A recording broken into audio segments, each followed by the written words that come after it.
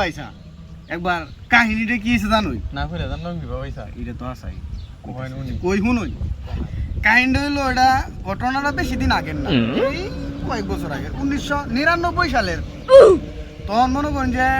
কুরবানি ঈদের সময় সবাই বড় বড় গরু কিনে আনছে তে আমার সাথে চলে যে বিশাল এই যে আসুদা এটা আসুদা আসলে এইটা কি আছে একটা মহিষ কিনে লইছে সবার গরু কুরবান দিতেছে সবারটি কুরবান দিয়েছে এই মহিষ তো আলতারে না কেউ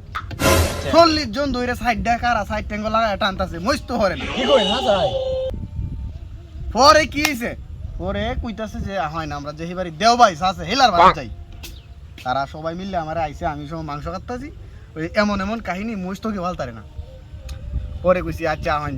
গিয়ারে বাইসা মনে করুন যে যায়া মহিষটা বারাত কইছে আপনারা সবাই সরুন দড়িমড়ি কুলুন আমি হেলাই হেলাই যায়া